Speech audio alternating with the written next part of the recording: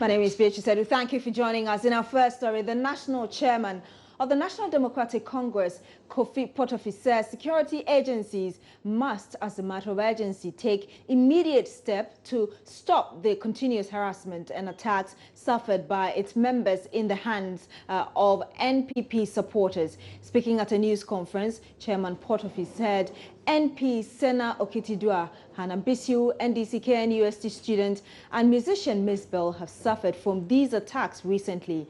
Party properties have also been vandalized. He says the police must immediately arrest perpetrators. The NPP have been officially declared winners of the elections. And yet, we are recording very worrying cases of violence by their supporters and activists across the entire country. As I speak to you now, the following incidents have been recorded in various parts of the country. An attack on Wofake, a popular actor who featured in most of NDC's campaign adverts.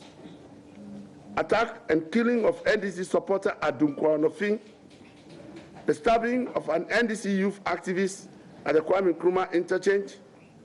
Attacks on party supporters at Chebi in the Eastern region and in different parts of the Ashanti and Northern regions. The burning of toll booths in Fiapre in the Brong-Ahafo region, and the seizure of toll tickets and monies. Attack on the NDC communication officer in Sunyani West, who was forced out of his office at the National Health Insurance Secretariat. Illegally taking over the tourist center at the Kwame Nkrumah interchange. Forceful takeover of the jobs of caterers of school feeding programs perceived to be NDC supporters. The destruction of the offices of the municipal chief executive at Ejura in the Brong-Ahafo region, in Ashanti region, harassing, severely beating and injuring many NDC supporters on our university campuses and other tertiary institutions and in our communities. We have many of them displaced from the schools that we have had to look for accommodation for. Many of them have been forced out of Kumasi. They are here in Accra. We are taking care of them in hotels. Besieging and looting the warehouses and stores of NADMO in Tamale by hoodlums of the NPP. Raiding the head office of NADMO in Accra, chasing out the acting national coordinator, Brigadier Zanziri, and staff of NADMO at their offices, and subjecting the Brigadier General to searches by hoodlums and marauders of the NPP. Barricading the offices of the YEA program headquarters in Accra, violent attacks on the homes of several members of the NDC, including the West Legon residence of the national chairman of the NDC, myself, by demonstrators who were carrying and displaying pictures of Nanado and the MP for that constituency, Honorable Ajaku. Cordoning off of the homes of individual artists and performers and some media personnel who are perceived as sympathizers of the NDC and preventing them from carrying out their normal duties. Shameful attack on Miss Bell at midnight by suspected members of the NPP carrying assault rifles and a video camera and demanding that she apologize to Nanado for comments during the campaign. This dehumanizing experience has forced Ms. Bell to vacate her private residence and seek refuge elsewhere.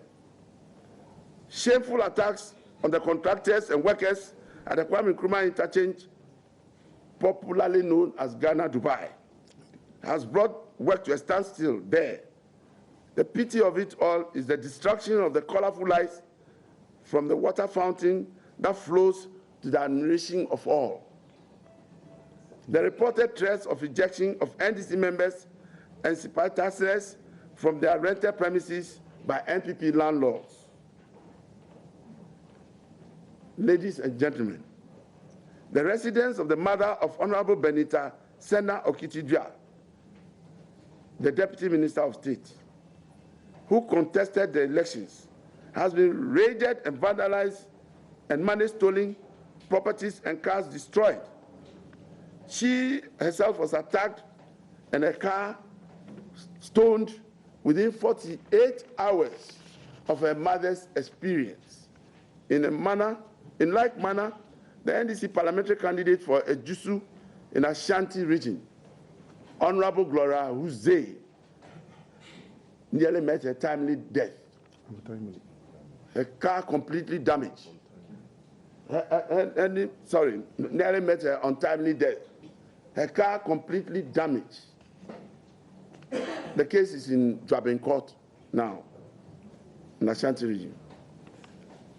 Our Deputy Minister and Member of Parliament for Tanonof, Dr. Hannah Bisiu, was traumatized and harassed on her journey from Techimantia to Accra, and at some point abandoned her car, which was cladded with NDC paraphernalia. And almost every NDC member cannot move peacefully now with our paraphernalia on our car. That is democracy indeed. These acts of vandalism should be condemned in no uncertain terms. They are criminal acts that must be punished. I wish to reiterate the President's call on the NPP to continue to restrain its followers and also request the security agencies to act swiftly to stop such incidents before they escalate into mass violence. We commend the police and the security agencies for their intervention so far. We wish to urge them to continue to work towards the maintenance of peace and security in the country in order to prevent violent reprisals from victims of such lawless behavior of NPP supporters.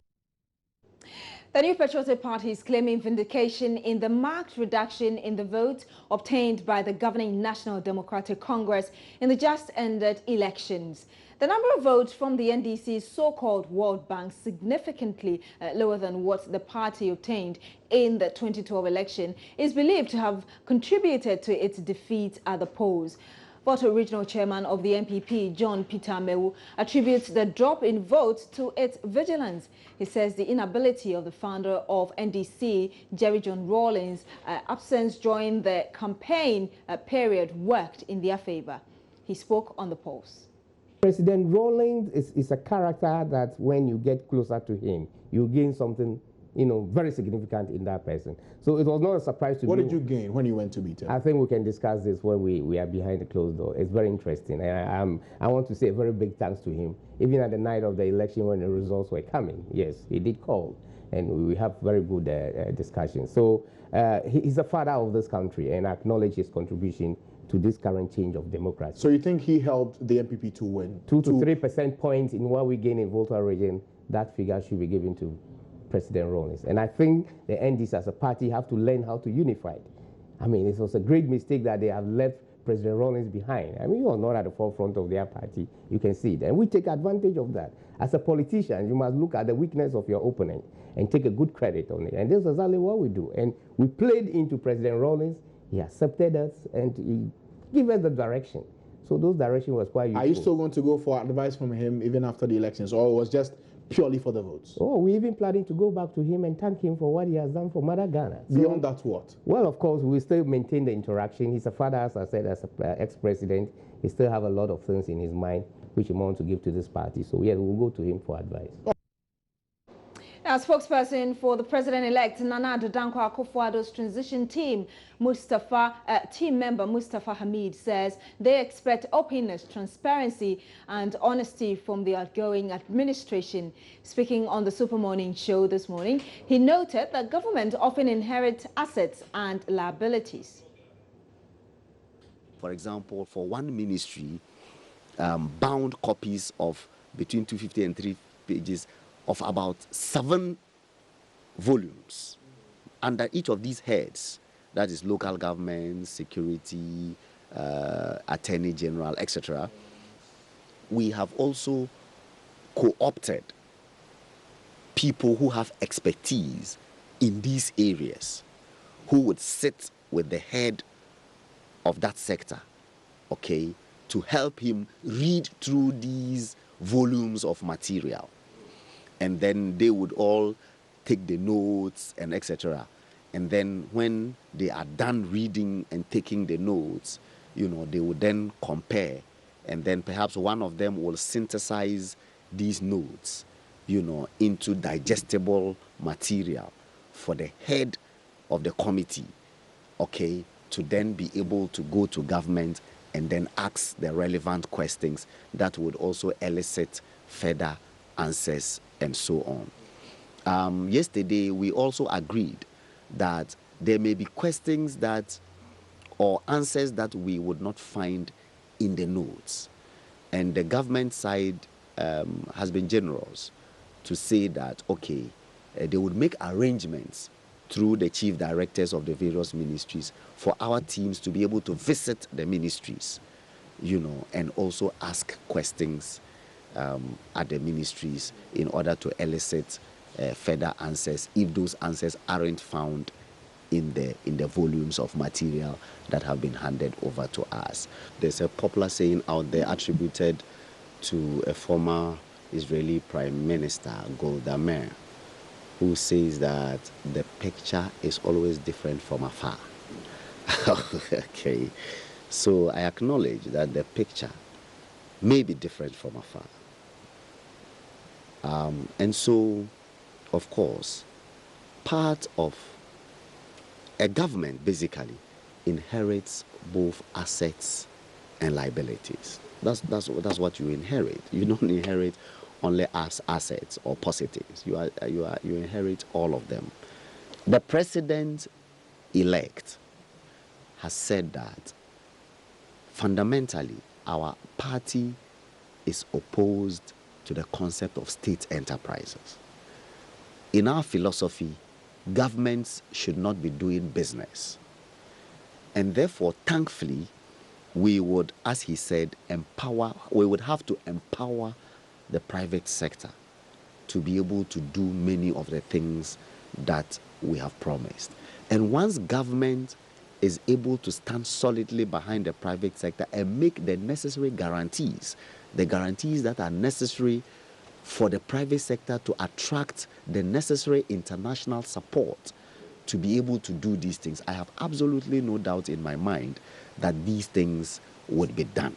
Once we are not pretending that we are going to be a Santa Claus that would dole out money from public coffers to be able to do many of these things, I guess that we would be fine. I just like the President-elect Akufo-Addo, I'm an incurable optimist. And therefore, at this stage, I would think that it will be premature for us to sound pessimistic.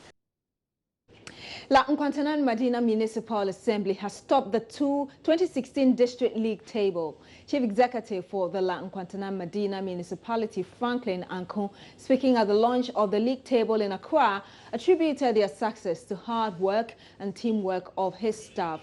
The league table is a social accountability tool used in measuring the performance of the 216 districts in terms of development and improving the well-being of citizens. And Ernest Menu joins me in the studio. He's my colleague. He was at the program. And hello, Ernest. Hi, Beatrice. So first of all, let us know the areas where those improvements occurred. Okay, so there were 6 indicators. First, sanitation, we have education, we have health, governance, water, and then security. These were the 6 indicators that were used in determining who was performing well and who would be at what level on the table. And what exactly did they do in these 6 areas? Okay, so in terms of sanitation, they are looking at, for instance, open defecation. How is the situation in the district like? They compare your performance in 2014, 2015, and then now, and then they score you the marks. In education, they are looking at BCE results.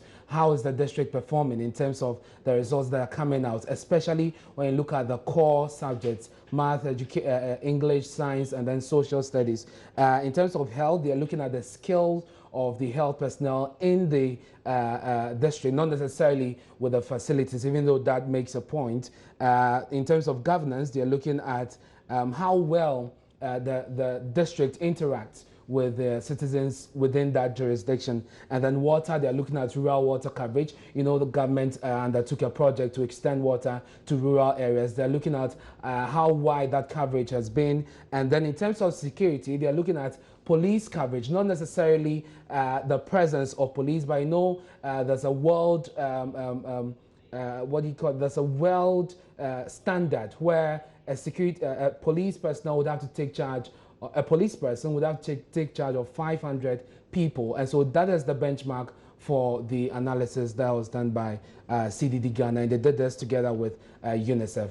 And I know that the municipal chief executive, Mr. Anku, said that they got these results because of the hard work of the staff and other people there. But Absolutely. Beyond that, what sort of reaction did he give? I mean, he must be an excited man. Absolutely, he was very excited. I mean, he was the man of the moment. Everyone wanted to get an interview from him, and for him, he kept on reiterating the point that he thinks he didn't do this alone. There were a lot of, he has dedicated staff that are committed to making sure that the Lankwatana Madina Municipal Assembly really moves up the ladder. Let me say though, last year they were second on the list. Tama Metropolitan Assembly was first, and today they are number one. It means that they've been improving consistently. Absolutely, and they have made gains in all 6 areas: sanitation, education, health, governance, water, and security. And Ernest, I know the Chief Director of Local Government Service, Secretary Joseph Dasana, has also urged MMDAs to capitalize on the data provided to also improve, you know, what's happening in their areas. What more did he say on that? You know, in the past, especially in 2014, when this league table was released, a lot of district assemblies did not sit down well with them, and they attacked the institutions, CDD and UNICEF. For them, it was more like a name and shame sort of program that was put together, but rather it was to put out the issues that are confronting, the issues that have bedeviled the district, so you take advantage of it and galvanize support for your district in terms of raising revenue. And they talk about the fact that a lot of the districts have challenges when it comes to raising revenues for themselves, because the common fund, which is supposed to come from the central government, does not go down to the district in time. Sometimes it doesn't go at all, and some of them are in arrears. And so the appeal from him was for the district assemblies to take advantage of this, look at where you have challenges, and then improve upon your lot. And if you're lucky, next year you might be doing well. Ernest, I'll come back to you shortly Very well. us to wrap up, but we can take a listen to one of the speakers at the launch of the program today. Consider the district league table project as part of efforts to promote social accountability in MMDAs through the active participation of the citizens in local governance and development. In this way, the decentralization process is further deepened. Unfortunately, rather than view this project as an important one aimed at deepening the decentralization process by admitting the reality of resource constraints, which militate against efficient and effective service delivery in the MMDAs, and collectively engaging all stakeholders to discuss ways of identifying additional sources of support, some stakeholders consider poor ranking on the table as a failure of an assembly to perform. This obviously is not the intention of this project. It was for this purpose of erasing this misconception that the CDD Ghana, UNICEF, and the Ministry of Local Government and Rural Development organized sensitization workshops in all the 10 regional capitals between October and November 2016, with a view to fostering a better understanding of the district league table, introduce the upcoming district league table for 2016, and further educate and sensitize the MMDAs on the key indicators for the assessment. You will recall that in each region, we stress that public education and sensitization should be intensified on the key indicators on ranking and how these relate to the level of development and wellness at the district and local level and not the assemblies. Accordingly, it is my hope that the feedback from the regional engagements will be addressed and incorporated in our consideration of the 2017 District League Table. Distinguished ladies and gentlemen, as we launch the 2016 District League Table today, it is my expectation that the vital and essential information provided through the League Table will serve as a springboard for useful discussions among citizens. So Ernest Manu is still in the studio with me. Ernest, we've just spoken about La Quantanan, which led the 216 districts across the country. Yeah. Which district was the last? We had Norton coming last, 216th on the league table. There are a lot of issues in those in that district, I should say, especially when it comes to sanitation. That's the biggest challenge for Norton. But you know, the report is out to study it and look into the report and to see the nitty-gritties of that. But you look at the first five on the table. You have Tema, you have Lankwantanan coming first, Tema second, Ewutu Senya East third, Ewutu Senya fourth, and Edra Setredumase fifth. Now, a lot of the districts in the first 20 are from Greater Accra and the Central Region. However, Wa West was adjudged the most improved district for 2016. And so those are, you know, some of the nitty-gritties. I remember initially the man also said that a lot of the districts in the northern region or northern part of the country did not do well. So yes, they didn't do well. Why should be standing out there? And again, it has to do with sanitation. And when you're looking at sanitation, you're looking at open defecation in that area, and they have improved substantially. Thank you very much, Ernest Manu there. You're still watching News Today. Stay with us. We'll be back shortly.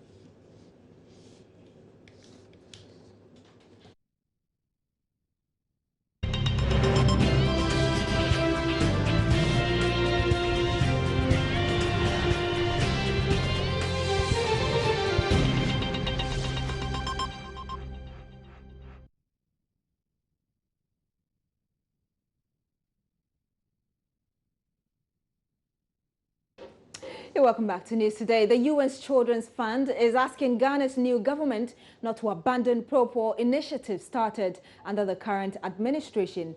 Speaking at an event to mark 70 years of UNICEF's work, its Ghana representative Susan Ngonji said abandoning policies that help the country's poor would erode the success made in the country's fight against poverty. I think a lot of the things that are working now that need to be broadened, they work on social protection, for instance. We hope that the government that's in place, that the new government that would be coming in will take that up also really seriously. There's a social protection strategy now. There's a plan. How do we make sure that we really broaden social protection interventions? LEAP is doing well. How do we make sure that we really broaden that? Education also has been a lot in the news. How do we make sure that quality of education really improves, that those children that government has managed to get into school actually learn while they're in school, and those that are not in school, how do we make sure that they get in? Water and sanitation, how do we make sure that every household has a toilet? How do we make sure that every household has access to clean water? Those things remain topical, and we hope that we'll be able to support the government that is coming in to be able to take these services to people. Now, former Attorney General and second Deputy Speaker of Parliament is pushing for an expansion of the Justice for All program.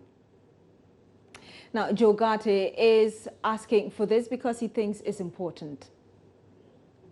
The other question that arises is whether justice for all should only be for remand prisoners. There are two cases that I came across that I want to share with you. The first one was to do with remand prisoner. In Ashaford, there was a young man who had stolen a telephone, somebody's phone, pickpocketed somebody's phone around the Kaneshi market. As the crowd was chasing him to beat him to death, he saw a police vehicle passing. So he jumped into the police vehicle sensibly to save his life. He was then taken to court, and giving bail. Very, very simple conditions. I mean, one surety or something with no something, just something very simple. The guy, he had been there for 4 years. He couldn't satisfy the simple conditions for bail. So he was there. And if he had not, and the policeman or something had happened to him, he had become a prisoner in the shadows because he was no longer being taken to court. The person whose phone was stolen, his phone had been returned to him almost immediately, and the system had forgotten about him.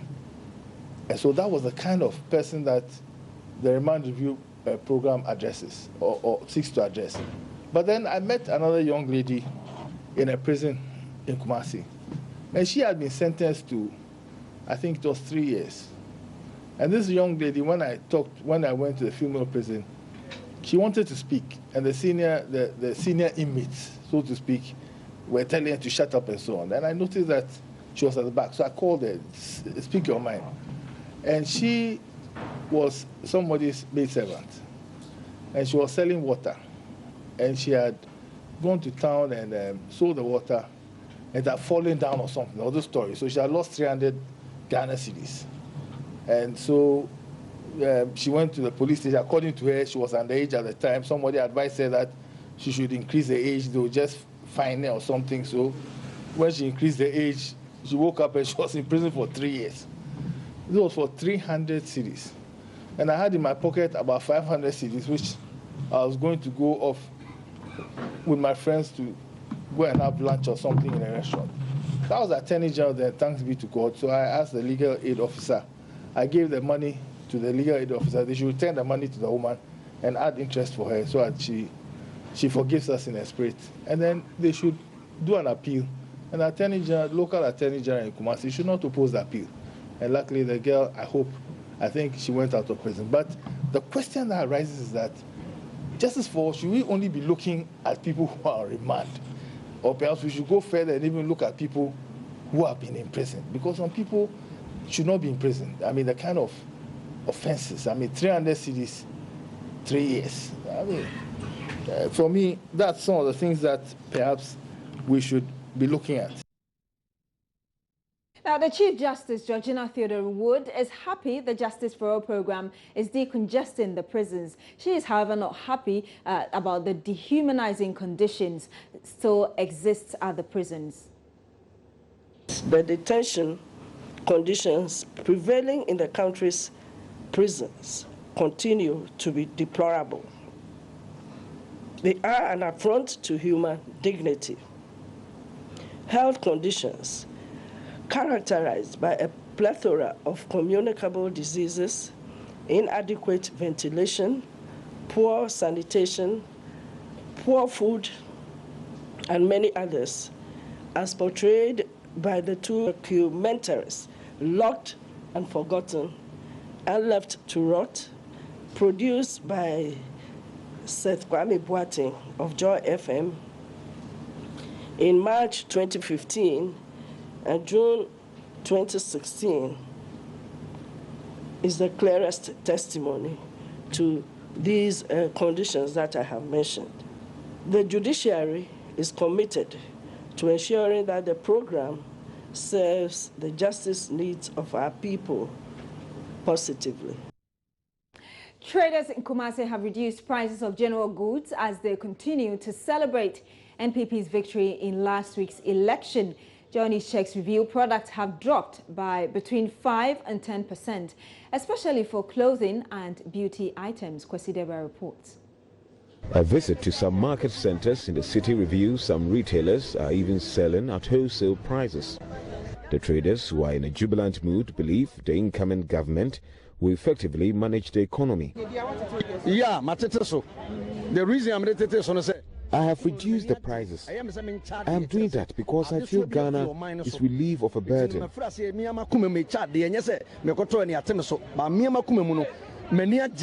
Customers also buying numbers, so I'm really happy.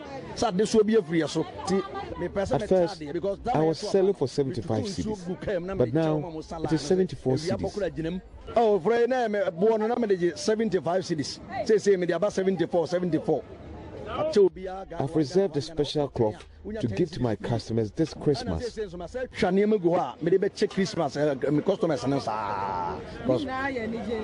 the Anyasam Katokra, and the Niama Medebachom. Emra na wini ye no wotunu se umudro no eso atia ma fo hu se waye ha anije bi wura ye ntimi kura me gina hoi ade a me de je se 100 kura na ho anije nti no woni ya ba no ma chen 2 cities 4 cities fakọ esan se ye hu beto ye no. Yes, so you prefer say abano sisan. We preferred a change of government, and it came, and we have reduced the prices. Importers have also maintained prices due to fears of unstable currency exchange rates. We've not reduced the prices. We are looking forward to a stable dollar. Reporting for Joy News, Kwesi Debra. Emmanuel Abwajiriafe will join us with the latest in business when we come back from the break.